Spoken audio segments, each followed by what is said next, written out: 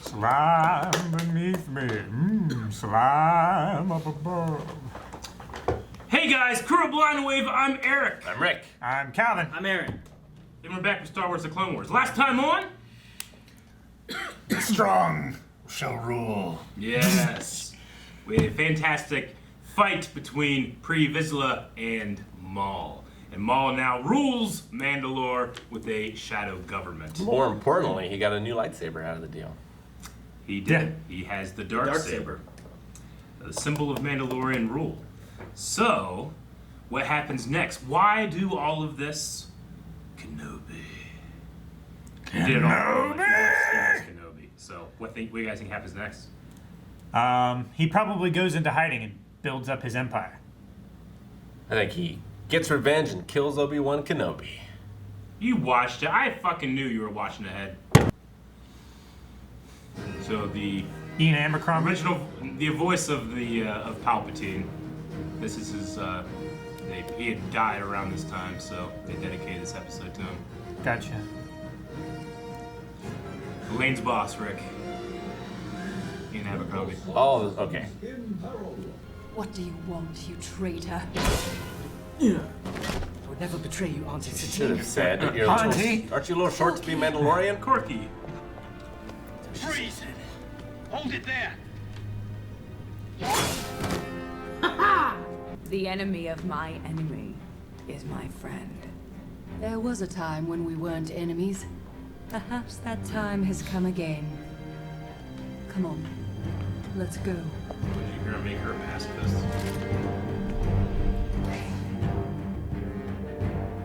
It's all clear. Come on. Plainclothes Mandalorians? We need to contact the Jedi Council. Corky, give me your comlink. It won't be any good unless we get outside the city. All other frequencies are jammed. That kid grew up. Yeah, he did. It's a lot taller. His little pipsqueak last time. Corky. You guys notice the color scheme of some of these Mandalorians has changed. A little Yeah. bit. Slightly. We'll demolish.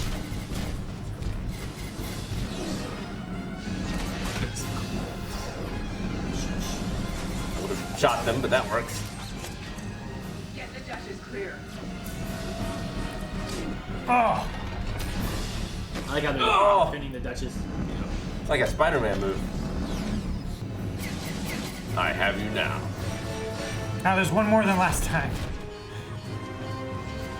They got one less engine.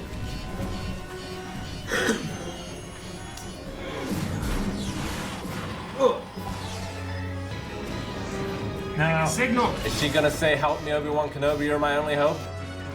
that would be great. It's not a hollow. This is a message for Obi-Wan Kenobi. I've lost Mandalore. My people have been massacred. Oh, shit. He's Obi-Wan, got I need your help. Close. helmet spikes. He does have helmet spikes. Pretty cool. That's cool. Satine's accomplices have escaped, including the renegade Death Watch soldiers, but we will find them. The Duchess appears to have contacted the Jedi just as anticipated. Good. You have done well. What of the people? Because of Mandalorian neutrality, the Jedi have no jurisdiction here. If Kenobi comes to rescue his friend, you will have to come alone. Hey, the Twilight! Haven't seen that in a while. Yeah. I forgot they still had it. It's crashed so many It's times. still smoking. It is. He can't take a Republic ship, so he's got to take it from Anakin, probably.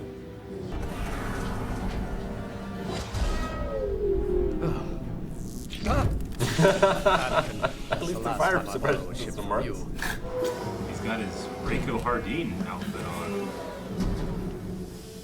on. Close enough. Got her hair down. Here to do more of your master's bidding? I do my own bidding. Obi-Wan, Oh! are you alone? Yes. Put the helmet back on. I right? You have an escape plan then. As always, my dear. Ooh, he's got the white hand of Sauron.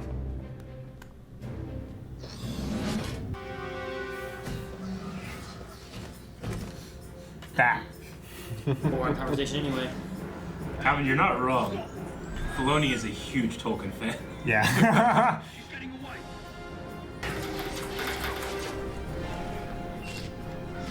One more flight out of him. Came to rescue me in this hunk of junk?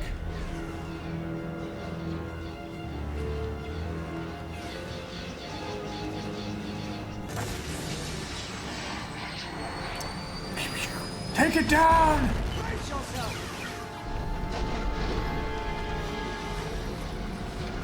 Auto rotate. Oh, Jesus. Ow, the oil. Fucking oil. No! Trapped.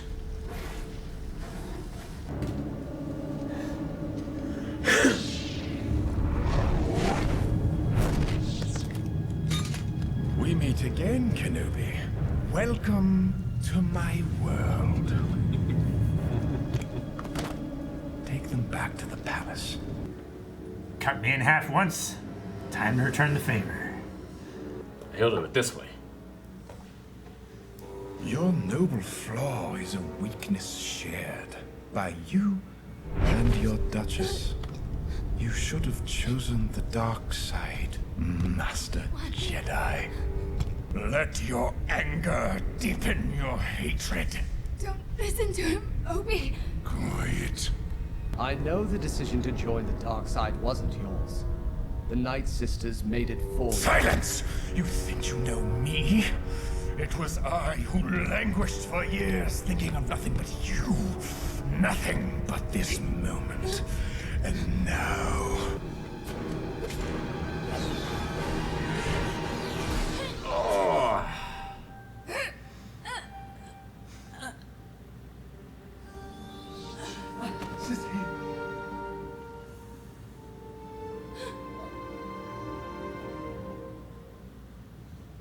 I've loved you always. I always will.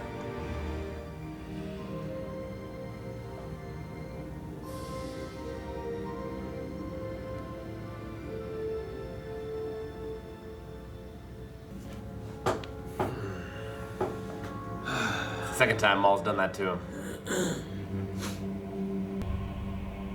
You summoned me, Chancellor. Prepare my ship.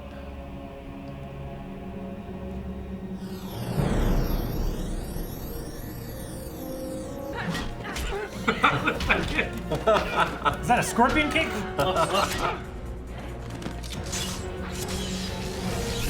Uh-oh.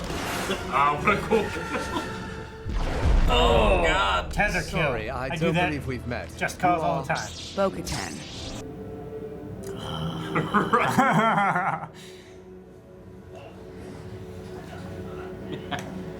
It's like when Luke walked into Jabba's palace. Just choked him as he walked Yeah. by. It's a civil war going on. Amazing shot. It's like Community carrying the pizzas in. You have become a rival.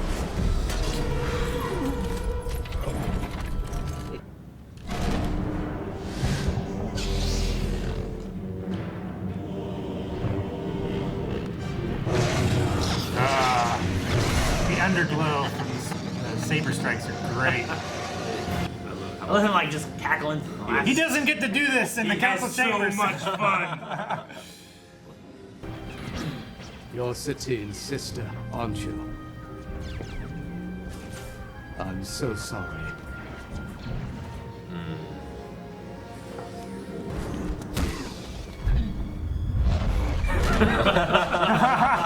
Like, fuck you!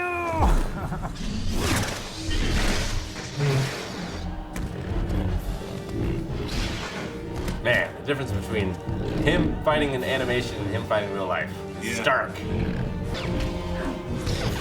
There's a little spin. Yeah, I was just gonna say, there's the... He's like an airbender.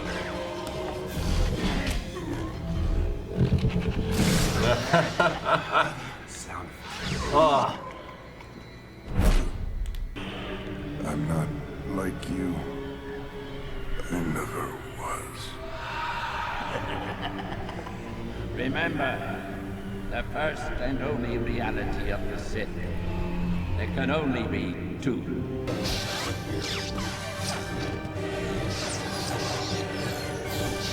So cool.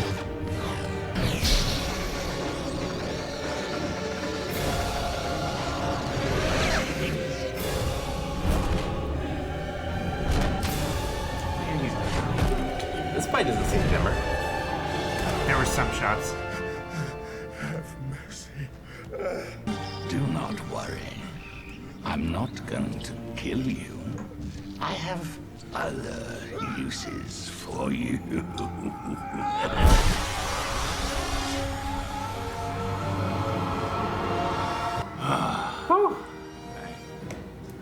Hell of an episode. Yeah. Yep. R.I.P. Ian Abercrombie. Yeah. Yeah. Man. That line delivery, that last line is so good.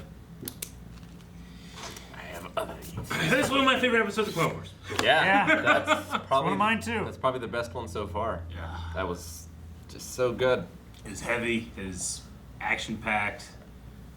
Story, lore, Obi-Wan, Satine, Palpatine. It's the kind of thing that makes me wish the prequels were just animated. Yeah. Think how much better Palpatine's fight would have been. Well, yeah, I'm right there with you because I love a lot of the fights in the prequels, but Palpatine stuff was not it.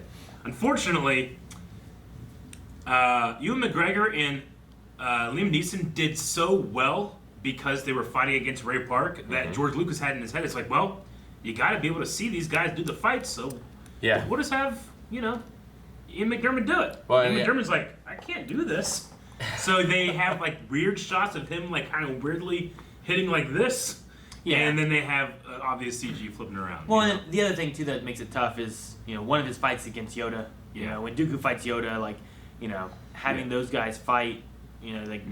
Both of them are older guys. They can't do the same thing that Liam and Ewan could have done, and Yeah. Ray Park and stuff. So, but I think some of the stuff you get out of episode 1 and that kind of stuff, like, and episode 3 with the battle between the brothers, like that's just.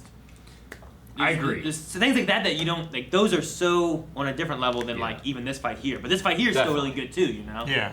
But Palpatine here in animation is like fighting against the wind. I love the way they have him like truly like Aang from Avatar. Like you can't touch him, and he's having so much fun. Yeah. Because he doesn't get to do this. You just don't get to see that in the live action because it is, an old man playing him. But that he's like sitting in rooms and he's like, I could kill every Jedi in here if I wanted to, and I can't. But Maul's messing with shit. Gotta go out there and take care of it. I just love when he does it by himself, Just hearing the Imperial March. I know. Yeah. The So Sith good. theme. Calling him a rival, you've been replaced. A rival. Like the only downside of that fight was musically they set the bar so high. Yeah. That that music was pretty good. Yeah. But it didn't do justice to what was actually happening. Yeah, I get you. No, I understand. Now Savage, we've had Savage for a while. Like I felt his line was like That's a team for a while. Yeah. Yeah. I'm sorry, go ahead with his line. Well, I'm just, his line, like, I was never like you, brother, or I never was, or whatever. Like, I think it's almost kind of like a meta thing of being like, they kind of introduced me as being like a Maul replacement, and we brought Maul in, and then what am I left here to do? Yeah. I'm left here to die. And if you notice, the last shot you see of him, he's actually reverted back to his small form. I noticed during he was saying that line, like, his cheekbones and everything were receding, his horns receded. As the magic was fading. Yeah. Can you imagine if Maul absorbed it, became Maul? That's what I wanted, because I saw, like, the green, like, magic stuff going up. Yeah. And I thought Maul was absorbing it, but... See, and there's some of that, too, where, like, if you look at what they did with him, like, they use the magic to increase him and make him this thing that he was, whereas, like, Darth Maul didn't quite have that, like, a lot of it's already in Darth Maul. Yeah. The power he already has. The magic they gave him was more so the legs and that kind of stuff that they did, So a lot of that's still already in Darth Maul.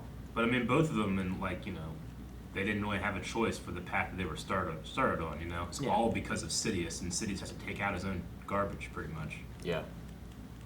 I like the reveal of Satine's sister. I wish they hadn't have done the same reveal in that Resistance arc just a little while ago. In the which arc? The arc with Oh yeah, Saul? I get you. The rebels, Saul Guerrera yeah. and Stila. Mhm. Yeah. No, you're right. But I mean, yeah, and just showing that those two had that connection. One was a pacifist, and one was literally a terrorist. You know. Even when they get her out too, I like the conversation they have there, where it's like, you know, the enemy of my enemy is my friend, and you know, we once were friends. We once were friends, yeah. Yeah. Maybe we can be again, but they don't talk like sisters there, you know. They're No. talking of like being friends and stuff, not like family. So I think this shows the stark contrast between Obi-Wan and Anakin. Like, if imagining Padme being slaughtered in front of you, what he would do compared to what Obi-Wan did. Well, it's interesting. He had a very different reaction here than he did when Qui-Gon died. Because when Qui-Gon died, he got angry. Yeah. And, like, he was full of rage Yeah. when he fought him. But when Satine, he just kind of accepted it. I mean, that's the difference between a Padawan and a master. Yeah. You know? It's true.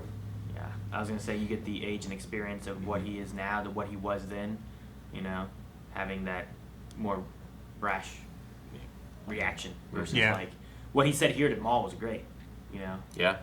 about the dark side and everything. Well, about, like, what strength is. Like, you giving in is weak, and fighting against this darkness is the true strength. Yeah.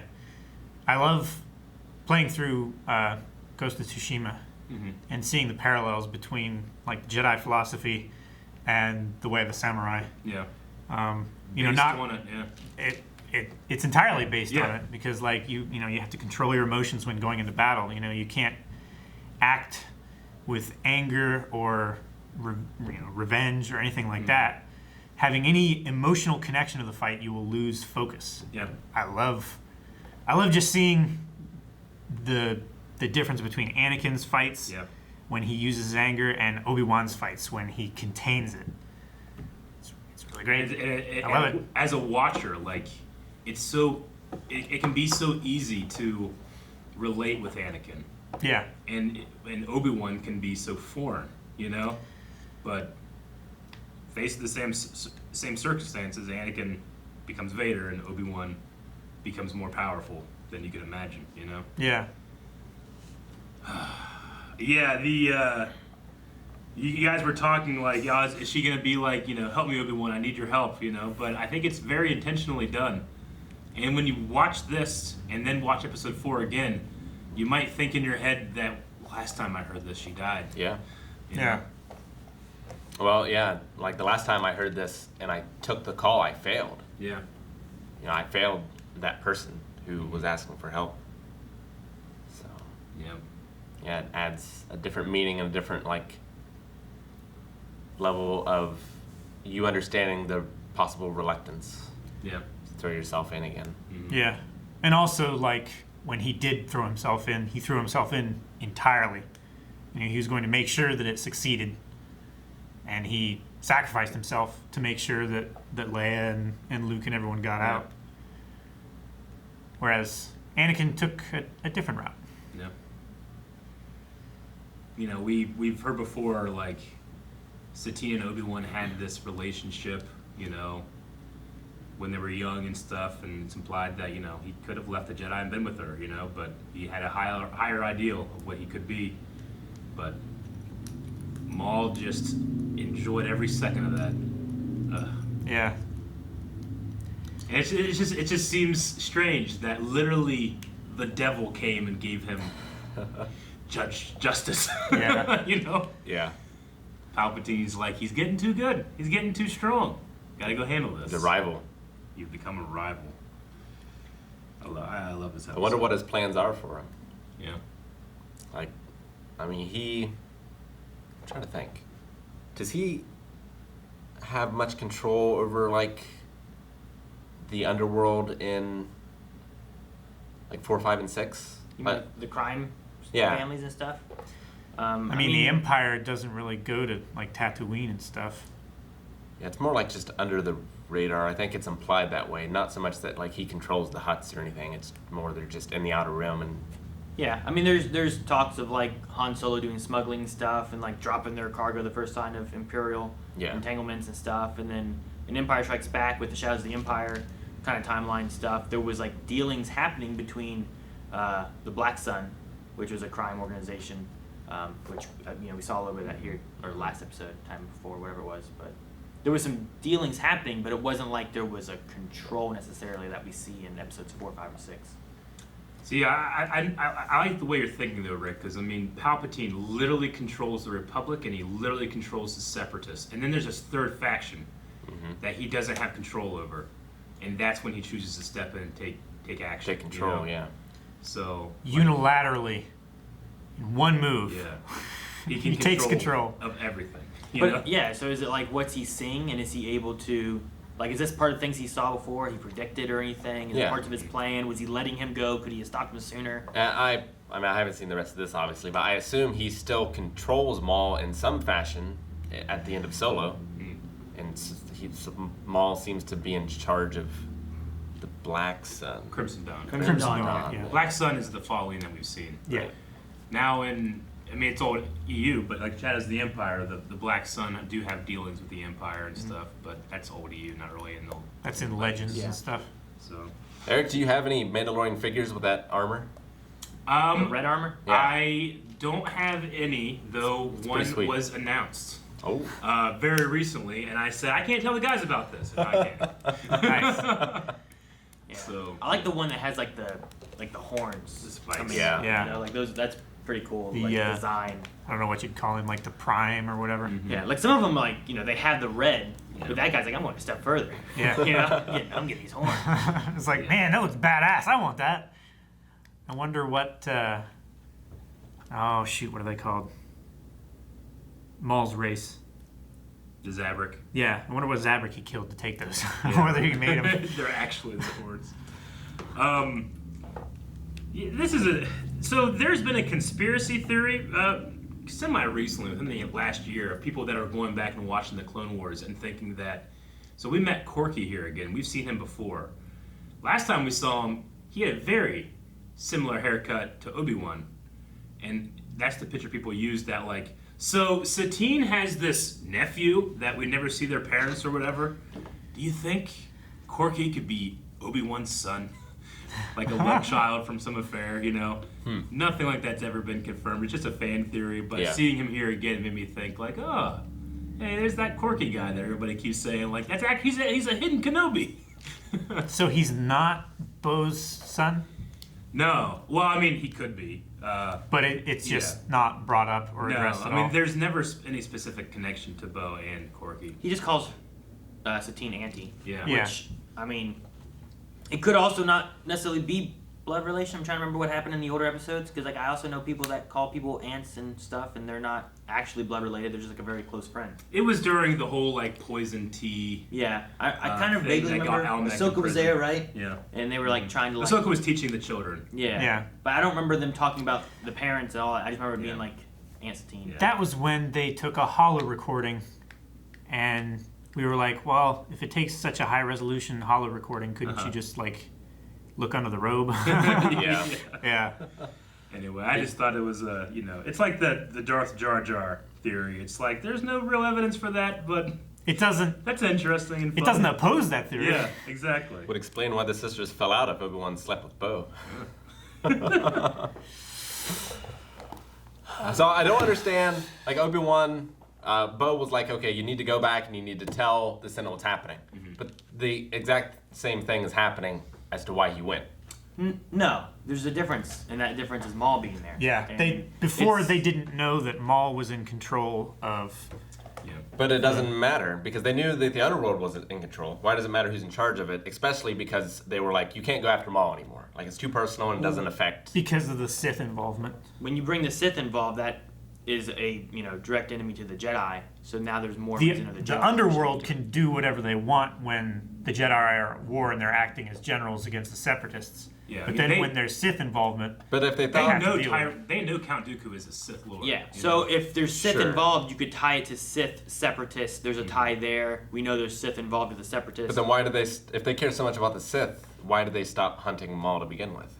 When did they stop hunting Maul? They told Obi-Wan you can't hunt him anymore. It's done. Well, they lost track of him and said, we can't continue to keep giving you resources and stuff when we have other more prevalent issues. Yeah, I mean, they think that Maul and Savage were just fucking dying in space, Yeah. As much At that point, they were just two guys running off into space with a broken down shuttle. They didn't know that they had control over a major crime syndicate. It's the reason that he gets Almec to be the shadow government for him, so he's not the face of anything. Yeah. That way, news can get out, but not so much that the Republic takes notice. Only Obi-Wan or the Jedi, So if they look at the Sith taking control of Mandalore, that could be a separatist plot, perhaps. Yeah. So now the Republic can come in and maybe do stuff. When Obi-Wan goes in there, he has no idea Maul's there. That's why he's like, no, it can't be. Yeah. Yeah. So a lot of it's connected to the Sith element. Whereas before it was just like, well, there's some crime families doing stuff on Mandalore, and Mandalore's switching prime ministers, and it sounds more like an internal matter in diplomacy and whatnot, rather than like Sith coming in and possibly attacking another front of a war or something. And that's why Obi-Wan in this episode, when he was talking to Yoda, was saying can't we go in and take control back? But Yoda was like, no, this isn't a separatist plot. The Republic can't get involved. They can't give any resources towards that. They could if the Senate agreed to, which is what they were going to point towards. But then that's what it would take so long. The Senate either, A, it's going to take too long for them to make a decision. B, are going to decide not to, because we've seen what happened with Naboo and stuff, and trying to make a decision on saving them. Where eventually, the Queen of Naboo is just like, all right, we're going back, and we're going to take it back and do what we can. So Obi-Wan went on his own to try to help Satine and find out what's going on. And now that he knows more, maybe he can help convince the Jedi and the Senate of the treacherous Darth Maul taking over and what they need to do, I am the Senate. But Darth Maul did take over the Death Watch. He's doing it through the Death Watch, so it's still kind of a civil war. Mm-hmm. Even though I guess... Yeah, but the Sith have incited civil wars before to take control of the system. But he's not a Sith anymore. I feel like it'd be like in He World is War... still Sith. I feel like if you went back to He's not under Palpatine. World War II, Rick, and you were like, oh, look, here's... who was neutral? Sweden? Was that one that's always neutral? Switzerland? There you go. So, Switzerland. It's like, oh, look, Switzerland, they're fine. Oh, they're having some diplomacy issues. But then you dive into it further, you find out Hitler has been replacing and is on one side, and there's might be some kind of shady undergoings happening that you didn't realize, Well, but it should be Switzerland's deal. Yeah, but if Hitler's involved, maybe that's then World War no II longer issue, neutral. But it's not Hitler, because that would be Dooku. This is Maul. Which is still a Sith. And at the time, they don't know who are the Sith, because they know there's two. When Maul was quote-unquote killed, they were like, but who was destroyed? The Master of the Apprentice. They have no idea. They've heard the name Sidious, but they don't know what that means. They know Count Dooku. They don't know his name is Tyrannus. Sure. They don't know he's a Darth. So they know that Jango Fett was hired by a man named Tyrannus, but they don't know that's a Sith name. They have this idea that we are being fucked with, and we need to figure it out. If they're in control of the Republic, we gotta talk to Maul. So if Maul shows up, they gotta go get him. Did they assume that the two were Dooku and Ventress for a time? They know Ventress isn't a Sith. Okay. Just by their level of power and stuff. So that's a lot of the Jedi-wise, what they're looking for and what they're after and what they're trying to figure out. Because until they figure out that, in episode 3, when they're like, Palpatine, he's the Sith. Then they realize what's been going on, but they're also flying even more blind because for thousands of years they've been able to just use the Force to figure it out. But Palpatine literally has put this shroud over it, and then in this shot, we see halfway through the episode, we just go to Palpatine's office and he's doing what they used to be able to do. Yeah, he's sensing from across the galaxy what he needs to do with Maul. Sure. So there's that happening as well. So they're flying a little even blinder. Yes. The Force is so unbalanced. Yeah. But I get what you mean, though. It's just because Maul's there now, what's to say the Republic comes back and does exactly what they want him to do? And, maybe they do, maybe they don't. But at least now there's more information they have to where maybe the Senate will make a decision a different way. Or, like Obi-Wan did, maybe the Jedi themselves would make a decision differently. Yeah. And because it's a neutral system and it's in Palpatine's best interest to take control of all the neutral systems, either by the Separatists or by the Republic, or now by the Crime Lords. It would be in his interest to out Maul, thus manipulating the Senate into agreeing to send troops there to take Mandalore over. Because it'll all just become the Empire anyway. Eventually. The more that the planets are in that sway. Mm-hmm. So, but now we're at the point of like, what will Palpatine be doing with Maul? When he says, "I have plans, I'm not gonna kill you," you know? I have other plans for you. We're also at the end of an era. No more brother. Yeah. No more brother. Is that you, brother? Brother? I just love when the. Oh, sorry. I was gonna say, I love when they're like the Jedi and Savage just like. It's so funny. But the other thing I did want to point out is that where the final fight happens, there's this mural, like kind of like Pablo Picasso looking mural behind them. Of Satine. And it was actually showing ancient Mandalorian wars versus Mandalorians versus Jedi. Yeah, there were two of them. One of them was of Satine. One was Satine in the throne room. Yeah, and then the other one was. And that mural was like just showing this like bloody history between these Force users and those that felt like they couldn't be governed by them, which is interesting that Palpatine, who embodies that, is winning and playing all these little chess moves, and he doesn't even regard the dark saber. It's not like he picked it up and it's like, now I rule Mandalore. He doesn't give a shit about that thing, No. Like that's child's play compared to what he's going to be doing. So I just always loved that setting. It's so cool. Yeah. And then specifically the movement where Savage like pushes him off of the roof, and he just kind of like. That was such a Spider-Man move. Yeah, that was great. I loved it when he starts the fight and he cuts the ground. Yeah. I love the way he killed Savage. There was so many good moves in that fight. I remember when this came out, and there were some people being like, "I think it's bullshit. He has 2 lightsabers. We've only seen him with 1." And people don't realize that in Episode 3, he actually has 2 lightsabers. He loses one out the window while fighting Mace Windu, then he has a completely different one whenever he's fighting Yoda. So he does have 2 lightsabers, fans that didn't like that. Anyway, fantastic episode. And I've always said that this is my favorite duel in the Clone Wars. Yep. I can see that. It's my favorite so far, for sure. It's really good. Yep. So let's see what's to come with Palpatine and where we go with the Clone Wars. Yep. See what plans he has for us. Thanks for watching this episode of The Clone Wars. If you want to see more and everything else we do, go ahead and subscribe to get notifications for when we release new content. If you want to check out content right now that other people can't see, check out patreon.com where we have early access and full-length reactions as well.